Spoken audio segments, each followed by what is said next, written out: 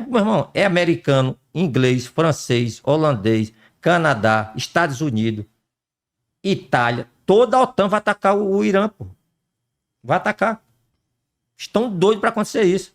Então, essa questão do Ocidente, se você parar para olhar, Glauber, o que nós tivemos nos últimos anos? Uma disparada da dívida do governo dos Estados Unidos, que disparou para 34 trilhões de dólares de endividamento, para um PIB em torno de 28 trilhões, ou seja, ultrapassando o próprio PIB. O Irã, eu vim aqui e falei, não sei se ninguém acreditou, não entendeu, eu falei, o Irã não tem cacife para atacar Israel. Eu sei que tem gente aí no YouTube que tem canal, não, que o Irã vai destruir. O Irã é um país fudido, cara. E aqui no Brasil, tem os sheiks que moram aqui, que eles não querem saber de guerra com Israel, vivem bem aqui com judeus, com brasileiros. Eles escutam o teu programa, pô. E eles têm influência no que eles escutam. Ele, cara, que esses caras falam é real. Pra que a gente está em guerra com Israel? Nós estamos em 2025 depois de Cristo, 4.000 depois de Moisés, a gente ainda está alimentando essa guerra aí dos nossos antepassados. Cara, o Irã é um país extremamente pobre, o Irã não tem rio, o Irã não tem área fértil, o deserto está piorando. Já o local mais quente da Terra é o deserto do Irã, cara. Se não for o mais quente, é um dos mais quentes, que é no Chile, lá, o deserto de Gobi, algumas partes da Namíbia, mas ele está entre ali os mais quentes de todos os tempos. Depois que começou a fazer essa medição. Então o Irã tem problema climático demais. A terra é estéril, cara. O Irã é uma terra estéril. O Irã tem uma capital muito bem organizada, que o povo muçulmano é um povo, né? Um povo organizado, tal, devido à cultura deles. Tem algumas cidades ali. Cara, agora imagine se o Irã ataca Israel e o americano, a OTAN, revida com força total. Cara, vão fazer o que da vida, cara? Vão fazer o quê? Ataquei, tá bom, tu atacou, e como é que tu vai segurar a rebordosa, o ataque, o contra-ataque? Que eu te falei, o cara manda um míssil, vai receber 100, meu irmão. Ah, porque tem cara que comemora que o Irã soltou uma... Quatro vezes que o Irã ataca Israel, eu fico triste. Não, principalmente contra o Irã. Porque o povo iraniano, cara, os persas, é um povo bom, rapaz. Só que os radicais xiitas assumiram o poder, domina a população e fica fazendo esse tipo de conflito. Até 78 o Irã era um país modelo, pô. O rei Reza Pahlavi era um cara padrão, pô. Aí derrubaram a monarquia, entrou o movimento extremista xiita. Aí, como é que o Irã tá? Destruído. As mulheres andavam sem a burca, passeavam. Pô, tem filmagem que parece que tá em Copacabana, as mulheres andando lá, pô. Uma roupa normal, tal. Pessoas andando com as suas roupas, as mulheres tudo bonita, usando os seus enfeites. Agora, tudo coberto, ninguém vê o rosto de ninguém. Uma vida muito foda, mas no calor daquele, tu com aquela roupa lá, cara. Os caras daqui atacar a Arábia, atacar, não sei o que, eles não param com isso.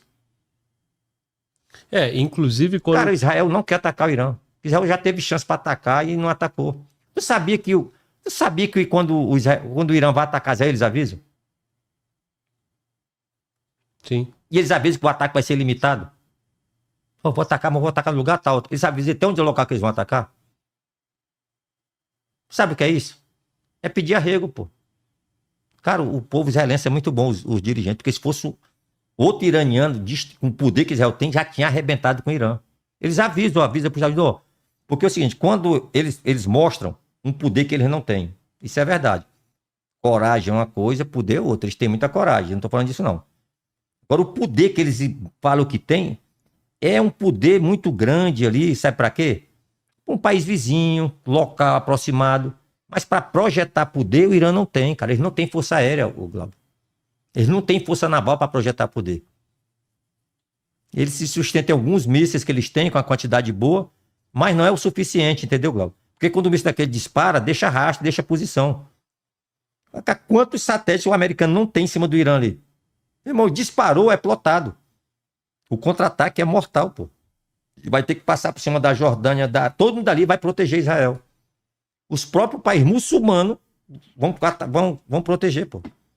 Até o Egito protege Israel com informação, pô. Até o Egito. Jordânia, Egito, Arábia Saudita, o Catar, aqueles países ali, todos eles protegeram o Israel com aquele ataque lá, pô. dando informação, emprestando aviação, abatendo mísseis passando por cima do território. Porque o Irã não tem permissão para fazer ataque por cima do espaço aéreo. Então ele não tem condições, cara, de fazer guerra. Ó, uma coisa ficou claro, que assim, até agora o Irã não reagiu. Primeiro, aquela queda do helicóptero do presidente, né? Que tem uma questão climática. Helicóptero não, sucata, né? É. Helicóptero velho de 1968, uma sucata velha. Tá. E aí, Pra ver como eles estão. fora isso, o ataque, a neutralização do líder do Hamas Lá dentro. lá dentro, né? E aí, depois daquilo, pô, o Irã vai reagir, já passou umas 3 semanas e até agora nada. Vamos voltar para a Ucrânia.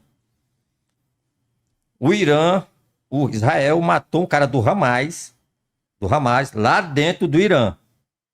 Olha só a ligação com a Ucrânia e o ataque nuclear russo. Aí o Irã, vou atacar Israel. Só que é o seguinte, esse cara aqui não é do meu país não, cara. Eu apoio, mas não é do meu país não. Se eu atacar, Israel vai arrebentar meu país todo. Eu não vou sacrificar meu pessoal aqui, o meu povo, minha economia, o meu exército e inclusive o dirigente, porque matou esse cara aqui não. Não vou me por causa disso não. Vou sustentar, vou pirar, vou falar e vai ficar por isso mesmo. Mesma coisa se a Rússia fizer um ataque nuclear na Ucrânia, cara. Digo, tá bom, agora quem é que vai atacar a Rússia por causa dos ucranianos? Se o Irã não atacou um terrorista lá, um amante do terrorismo, dentro do país dele, agora tu imagine que o Ocidente vai atacar a Rússia por causa da Ucrânia. Não vai, bebê, não vai não. Não é assim não. Não sei que o pessoal fica querendo que a Rússia ataque, a Rússia não vai atacar, camarada, não vai. E se a Rússia, Deus o livre, atacar a Inglaterra, a França, o americano agora, vamos destruir a Rússia, não vai, sabe por quê? Porque não tem garantia de retorno, cara, não tem garantia de sucesso. Porque você pode destruir a Rússia todinha, tá bom, show de bola. E os submarinos nucleares que estão dentro do mar? Cada monstro daquele. Cara, um submarino destrói um país todo, cara, arrebenta com tudo. Cada míssil nuclear transporta de 10 a 14 ogivas. Cada ogiva dá 10 megatons, 7 megatons, 5 megatons. Aí são 20 mísseis dentro do submarino daquele. 200 ogivas jogadas no espaço assim, ó. 200 cidades sendo destruídas por ataque nuclear. Isso, um único submarino. Tanto o americano tem, quanto a Rússia tem, entendeu? Chama-se destruição mútua assegurada, bebê. Um cara não vai, pô. Não vai comprar briga, não. Eu te garanto que não vai. E eu falei, o Irã não vai atacar Israel porque ele não tem culhão para isso. Culhão até tem, mas só que os caras, os peças são milenares, pô. Os peças são milenares. Ele sabe, meu irmão, não compensa eu fazer esse ataque. É destruição mútua assegurada só do lado de cá, meu irmão. É destruição assegurada só do meu lado, não é nem mútua, é destruição garantida só do lado de cá. Eu vou arrebentar tu aí depois, não vai ter indústria, a indústria lá já é contada nos dedos, aí não vai ter indústria militar, as hidrelétricas lá, a hidrelétrica não, as usinas elétricas que eles têm lá, que lá é biodiesel, esse negócio todo lá, vai ser destruído, o parque industrial vai ser destruído. Camarada, aí, ferrovia, hidrovia, tudo. Meu irmão, eles vão viver de que esse pessoal? Não tem, acabou, pô. Aí tem refinaria, destrói tudo. E aí, quando tu vai pensar no interesse vital do Irã, primeiro, o presidente que caiu, morreu, já assumiu o outro. Tá bom pra ele, né? Assumiu, tá no poder. E não quer morrer. E não quer morrer. E ele não quer morrer. E em relação ao ataque contra o líder do Hamas, justo, né? Porque o Israel tá em conflito direto com o Hamas. E ele apoia. Exatamente. O Irã apoia, botou o cara lá dentro. Então assim... É um ataque que é aceito pelo inimigo. Eu tô botando o maior inimigo do cara aqui dentro. Exatamente. O cara matou... O cara tava no Catar, é isso, né? Ele mora no Catar. Morava, né? Ele morava no Catar. Então, para Israel, pô, ele vai fazer um ataque no Catar? Pra quê? Arrumar mais uma briga? O cara foi pro Irã, ótimo. Já tem uma briga que já tá no espaço admissível de eu fazer ataque. não é? Dois inimigos em comum. Foi lá e fez o ataque, exatamente. O Hezbollah também, aí foi no Líbano, né? Que ele fez. Não, na mesma semana. O Israel mata o pessoal de Hezbollah em qualquer lugar do Oriente Médio, né? Líbano, lá na Síria. Onde tiver alguém do Hezbollah, o Israel passa o fogo. Então, e mostra a força de Israel. E mostra a força e mostra Aí- que a inteligência super eficaz, né? E eficiente, né? Aí o Irã vai entrar nessa aí pra quê também, né? Camarada, vou falar de novo. O pessoal, não, porque se a Rússia atacar a Ucrânia, o Macron vai revidar. Vai não, cara. Se o Irã não revidou um ataque lá dentro contra uma campanha dele lá, que a gente chama de amiguinho, né? Não fez nada e nem vai fazer. Eu falei, cara, o Irã não vai atacar Israel. O Irã não tem condições de lutar contra Israel. Não tem. Ele não projeta poder, ele projeta alguns mísseis lá e tal, é muito bom, mas no segundo dia, terceiro dia vai ver de quê? Para cada lançamento que ele fizer, no outro dia vai diminuir em 30%, 20% e vai denunciar as posições. Se ele atacou daqui, no outro dia ele não ataca mais. Se ele saiu dentro de uma caverna lá, já não sai no outro dia. Meu irmão, é americano, inglês, francês, holandês, Canadá, Estados Unidos, Itália, toda a OTAN vai atacar o Irã, pô. Vai atacar. Estão doidos para acontecer isso. Por misericórdia dos Estados Unidos, que é um país muito bom nesse sentido. O Biden, porra, para de lutar, cara. Pô, tu vai ser destruído. O Biden já falou, cara, tu vai ser destruído. O Blink foi lá, cara, tu vai ser destruído. Teu povo tá aí passando fome já. Vocês não têm água. Vocês não têm um lugar onde plantar. A água vem do oceano, é água tratada. Osmose reversa. Já pensou, cara, se destruir as usinas de fazer osmose reversa do Irã? Esse pessoal vai ver de quê, cara, naquele deserto? Um dos países mais estéreis do planeta. Aí acaba com a eletricidade, acaba com a indústria de construção, sistema bancário, indústria militar também vai pro barro. Não tem de onde sair mais economia, vai virar um povo nômade no meio do deserto, pô. E outra coisa, hein? E saqueado por todos os vizinhos que tem raiva deles ali. Até o Talibã vai tirar a casquinha. Até o Talibã, pô. Até o Talibã vai tirar a casquinha. A Arábia Saudita, todo mundo ficou fraco. Cara, o Irã era para ser uma nação super desenvolvida já, passando dificuldade por causa do clima. Não tem como vencer o Rei Sol. Eles estão na posição que a incidência do Sol é na vertical ali. Tá na faixa dos trópicos ali. Então, mesmo eles sem guerra, já seria uma dificuldade muito grande para a existência deles, cara. Vai ter nações na Terra que vai ser desabitada, pô. Excesso de seca, de calor, falta de água. Algumas tecnologias vai compensar, osmose reversa, o que mais lá, mas depende da quantidade de necessidade, não vai resolver, pô. Tu vai dar água pro povo, mas não vai ter como fazer a plantação. Entendeu? Aí o cara quer guerra com Israel, com a OTAN, com os Estados Unidos. Eu continuo achando que o Irã não vai atacar. Minha provocação pra você agora é o seguinte, né? Eu ia brincar contigo. Você falou, eu falei que não ia atacar, e de fato não atacou. Mas eu falei. Agora, quando eu falo isso aqui, o cara pode ir. Tem gente que não sabe nem o que. Deixa eu terminar aqui. Eu vim aqui e falei sobre o Hezbollah. Tem gente que nem sabia o que era o Hezbollah. O cara achava que o Hezbollah era um grupozinho de terrorista que ficava se explodindo pra lá e pra cá. Não, mudei da década de 80. Que o Hezbollah não tinha força, então eles chegavam num nível tão revoltado de ira que eles mandavam, o nego se atacava lá. O Hezbollah não vai ficar atacando ninguém, se explodindo, não, cara. Porque para cada um deles que ele explode, é um soldado mesmo que eles têm, pô.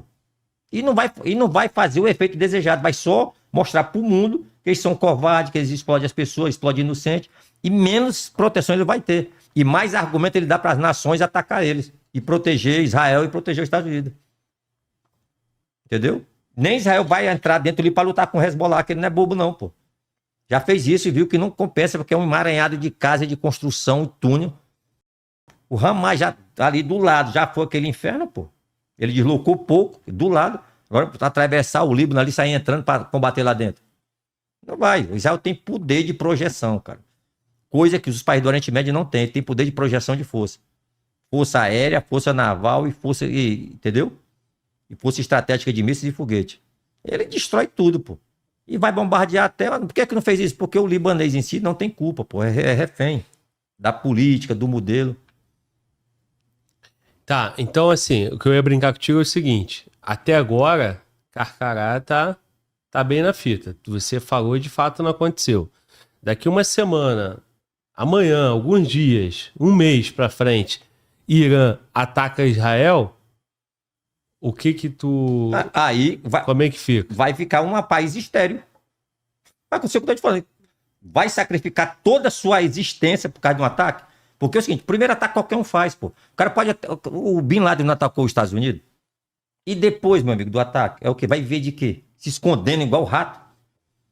Pode atacar, cara. Ó, o seguinte, o problema é o que vem depois do ataque. Se o Irã atacar Israel, a destruição vai ser tão grande, que se o país estava na merda, cara, estava numa dificuldade horrível para alimentar o povo, água, dar o conforto mínimo, como é que vai ser daqui para frente, pô? É outra coisa, irmão. Israel vai atacar as usinas de dessalinização de água. Campo de plantação, tubulação de água. Meu irmão, tu é doido, eu não queria estar ali não, cara. Então estão racionais, meu irmão. E esse presidente que entrou é menos radical que o outro. Cada dia que passa, o povo vai ficando menos radical. Cara, vamos parar com essa... Só como é que o cara desmonta o personagem? Quando o senhor falou que a geopolítica não vai tratar necessariamente de países, né? Isso. De nações ou pessoas, né? Uhum. E aí depois você dá toda uma explicação pra gente em relação ao capitalismo que potencializou a China nesses 40 anos, então a China se preparou economicamente. O próximo passo que está ocorrendo agora é se preparar militarmente, né? Exatamente. Então, economicamente, a China já é uma realidade, não vai crescer mais como crescia antes também, porque o PIB já é imenso, né? Exato. E a Rússia, muitos acreditavam que a Rússia já não era mais a mãe Rússia, né? Não era uma potência, né? E aí tem esse conflito na Ucrânia, por mais que toda a ajuda do Ocidente ali, a Rússia está se mantendo, e não só isso, está se aproximando ali mais, né, daqueles conflitos ali no Oriente Médio, teve participação na Síria, né? Então, esse bloco agora, onde você tem uma China economicamente muito forte, né? Você tem a Rússia, com todo o histórico que a Rússia tem, você tem China, você tem Irã, que o Irã não vai ter tanta força, né, quanto esses, mas também tem uma relevância, né? Então, esse bloco, né, é a ameaça que vai derrubar o Ocidente. Aí muita gente fala em nova ordem mundial, essas questões. Como é que o senhor vislumbra isso aí, né? Daqui para frente? Olha, primeiro assim, nós temos que pensar uma coisa. A maior parte das pessoas tem a lealdade com dinheiro, esses caras, né? Ele não está preocupado com países propriamente, ele está preocupado com o fluxo do capital, a concentração e a distribuição dentro de critérios que eles considerem adequados. Para isso, eles precisam, então, ter um inimigo, ter uma situação de caos para poder reimplantar a ordem, né? Dentro desse raciocínio, você pode também visualizar e perceber que somente a concentração de poder gera aquilo que eles mais precisam. E aí vem essa história da nova ordem mundial. Bom, como funciona essa questão? Eu não digo que o Ocidente propriamente talvez venha a ser derrotado, escravizado, mas que haverá um mundo multipolar, isso é garantido, Glauber. Veja, o BRICS começou, na verdade não tinha o S, era Brasil, Rússia, Índia e China. Depois acrescentaram o S de South Africa, né, África do Sul. E agora é BRICS mais 5. Entraram os árabes. A Arábia Saudita sempre foi um aliado dos Estados Unidos. Nós tínhamos o petrodólar. Quando acabou a vinculação do dólar com o ouro na década de 70, para que ele ficasse ancorado em algo, se criou o petrodólar. Os árabes só vendiam petróleo em dólar. Em troca, os Estados Unidos ajudavam, protegia, etc. Ora, na hora que você vê a Arábia Saudita, né, e outros países árabes se juntando ao Irã e migrando para o BRICS, mais 5, você começa a questionar até que ponto essa aliança continua, a aliança com o Ocidente. E nesse momento, você pensa assim, cara, será que os árabes avaliaram o que estão fazendo? Claro que sim. Eles sentiram o vento mudando de direção e estão se antecipando a isso. Então, essa questão do Ocidente, se você parar para olhar, Glauber, o que nós tivemos nos últimos anos? Uma disparada da dívida do governo dos Estados Unidos, que disparou para 34 trilhões de dólares de endividamento, para um PIB em torno de 28 trilhões, ou seja, ultrapassando o próprio PIB. Nós temos a emissão de dinheiro sem lastro que gerou inflação nos Estados Unidos. Nós temos agora nos Estados Unidos uma provável estagflação, estagnação com inflação. Quando você começa a olhar esse contexto num ano eleitoral, onde o presidente Biden está numa sinuca de bico, qual é a sinuca? Por exemplo, no Oriente Médio, ele precisa defender o seu aliado Israel, mas ele não pode descontentar a esquerda dos Estados Unidos, que é contra Israel. Nós tivemos agora as manifestações nas universidades americanas, todas elas contrárias a Israel. Como é que a esquerda cresceu assim nos Estados Unidos? Como é que ela se tornou tão forte nas universidades? E universidades de prestígio. Então o Biden hoje ele tem uma situação muito difícil, porque ele precisa apoiar Israel por um lado, mas não pode descontentar o eleitorado. Então quando você começa a olhar, você começa a ver que não é uma questão praticamente de países, mas de grupos com interesses antagônicos. Por exemplo, a Rússia sofreu sanções econômicas e vai crescer esse ano 3,2%, 3,6%. Mais do que os Estados Unidos e o Brasil. Quem apoiou a Rússia economicamente? Quem continuou comprando os seus produtos? Você vai dizer assim, foi a China. Mas a China consumiu tudo? Não, foi feito um triângulo. A Rússia vendia para a China e Índia, que revendia para a Europa. E a Europa dizia, não, eu não estou contrariando as sanções. Sim. Eu estou comprando da China, Sim. da Índia. Mas o produto é russo. Isso foi fartamente documentado, né? Quando você eleva o custo da energia na Europa, porque os produtos russos eram baratos e agora fazem um atravessador, você onera a economia europeia. A Alemanha está com sérios problemas econômicos. A Europa praticamente não vai crescer a zona do euro, né? E aí você olha esse mapa e fala assim, quem está favorecendo quem? Porque seria impossível a Rússia fazer esse contorno, a China, se não houvesse uma estrutura de fluxo de capital por trás disso. Então, quando você olha tudo do ponto de vista dos ismos, capitalismo, socialismo, etc., quando você olha do ponto de vista de fulano, a Biden contra Putin, o jogo é muito mais profundo. Eu vou dar um exemplo a vocês que viram. Nós tivemos um filme Oppenheimer, muito, muito visto no cinema, né? E tem um momento em que o almirante Strauss, durante a narrativa do filme, diz assim, o poder opera nas sombras. Quem tem poder não aparece na televisão. Por quê? Porque se eu precisar sacrificar alguém, eu sacrifico aquele que é conhecido. E não importa quem está à frente, porque sempre eu aposto nos 2 cavalos. E o que ganhar é meu. Então, essa questão hoje precisa ser olhada mais, de uma forma mais profunda, sobre grupos de interesse econômico e menos sobre a questão de países, blocos, etc. Inclusive porque nós estamos tendo uma fragmentação da unidade, inclusive na Europa. A Hungria, o Orbán, não fala a mesma língua do Macron, que não fala a mesma língua, muitas vezes, do Reino Unido. Então, há uma fragmentação por conta de interesses econômicos. Como a Europa vai se dissociar economicamente da Ásia? Os Estados Unidos têm procurado se dissociar economicamente da China e está muito difícil. Por quê? Porque a economia é toda entrelaçada. Vou dar mais um exemplo sobre isso. A maioria das universidades dos Estados Unidos e da Europa coopera com empresas chinesas que atendem o exército chinês. Isso está muito bem documentado fartamente.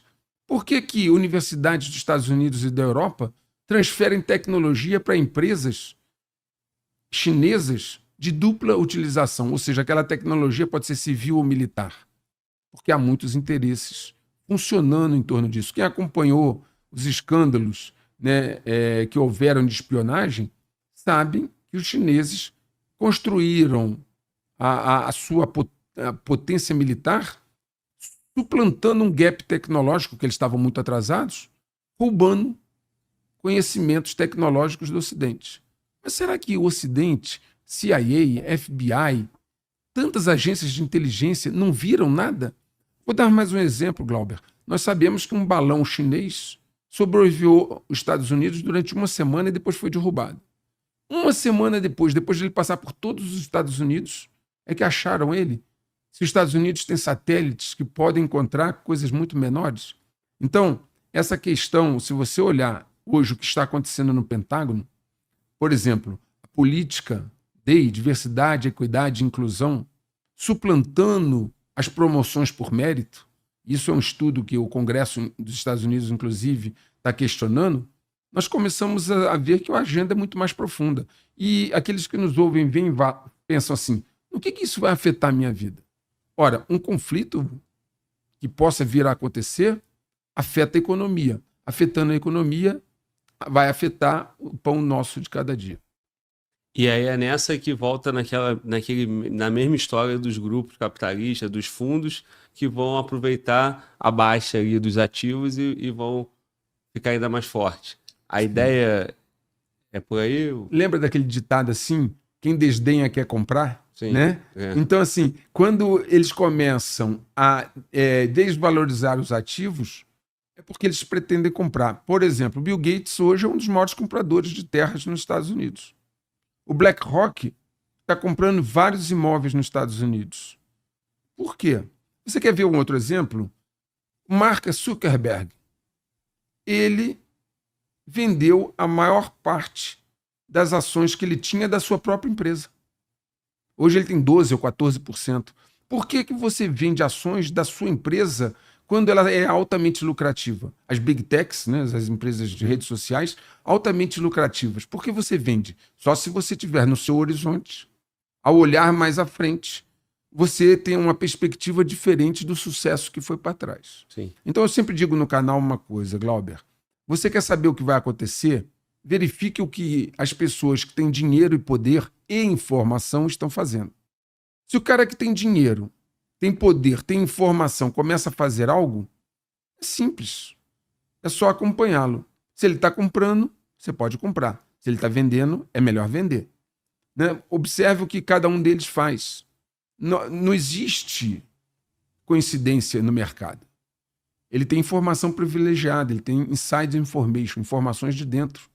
Se ele saiu vendendo as suas ações, e não foi só ele, o Bezos também vendeu as ações da empresa dele, é porque eles estão olhando à frente algo que pode acontecer e prejudicá-los. E a ideia das terras, não necessariamente porque as terras estão baratas, né? É porque eles estão realocando, porque esse ativo da empresa, a ação da empresa tende a, no futuro, ter uma crise e se desvalorizar. Observa, por exemplo, a Tesla, os carros elétricos, né? Sim. Nós estamos tendo agora uma superprodução de carros elétricos, né? As empresas chinesas deixando carros elétricos na Europa e Estados Unidos por um preço baixíssimo. Eu estava lendo outro dia um artigo que tem carros elétricos na Suécia que ficam no porto quase um ano, de tanto carro que tem que eles não conseguem comprar. E aí a Tesla teve um monte de problemas e a desvalorização das suas ações. Veja bem, Glauber, muito da economia é especulação de ações. E um fato pode mudar tudo. Vou dar um exemplo. Você que nos ouve ver vai compreender também isso com facilidade. Imagina que você era dono de uma fábrica de disco de vinil, Glauber. Na década de 70, né? Os discos eram todos de vinil. E você estava ficando rico, vendendo disco de vinil para as gravadoras gravarem, etc. De repente apareceu uma tecnologia que mudou tudo, que foi o CD e depois o DVD. Uhum. Então, quem analisava o seu negócio com o olhar no presente, lá, dizia assim, cara, o Glauber vai ficar cada dia mais rico com disco de vinil. Mas quem percebia a tecnologia que viria, que era o CD, ia dizer assim, o Glauber vai quebrar. Que vai vir um CD e a fábrica dele de disco de vinil não vai valer nada. Então, quando nós olhamos do ponto de vista geopolítico e estratégico o mundo, a pergunta é, como será o mundo daqui a 3, 4, 5, 10 anos? A resposta a essa pergunta, Glauber, leva você a analisar o que o Zuckerberg está fazendo. Por que ele está vendendo as ações da empresa dele? O que ele está visualizando em relação à tecnologia? O que o Bill Gates está visualizando de comprar terras? Baratas? Ok, mas por quê? Por que ele não compra outra coisa? Por que ele não investe em alguma outra coisa? Então, ao ver o movimento desses caras, nós começamos a visualizar o que eles esperam para o futuro. E é mais fácil, ao analisar isso, você conceber o cenário futuro. Então, mano, volta. É dica comprar terra nos Estados Unidos, né? Já vou começar a pesquisar amanhã, né? Vender aqui É no uma Brasil, né? Vender o que eu não tenho e comprar lá.